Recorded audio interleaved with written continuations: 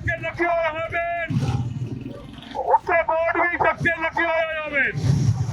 ਕਿਸੇ ਦੁਕਾਨਦਾਰ ਦਾ ਸ਼ੇਰ ਬੋਰਡ ਉੱਤੇ ਚਿੱਕਾ ਨਾ ਹੋਵੇ। ਜੇ ਦੁਕਾਨਦਾਰ ਦਾ ਸ਼ੇਰ ਜਾਂ ਬੋਰਡ ਉੱਤੇ ਚਿੱਕਾ ਨਜ਼ਰ ਆ ਗਿਆ, ਜਾਂ ਜੇ ਦੁਕਾਨਦਾਰ ਦਾ ਬੋਰਡ ਨਾ ਲਗਾਇਆ ਹੋਇਆ, ਉਸ ਦੁਕਾਨਦਾਰ ਦੀ ਦੁਕਾਨ ਸੀਲ ਕੀਤੀ ਵੈਸੀ।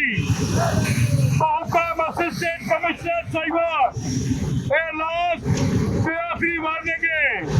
ਇਸ ਐਲਾਨ ਨੂੰ ਆਮ ਐਲਾਨ ਨਾ ਸਮਝਿਆ ਬਾਅਦ ਜੇ ਨਖਿਆ ਸੰਦੇ ਚੈੱਕ ਨਹੀਂ।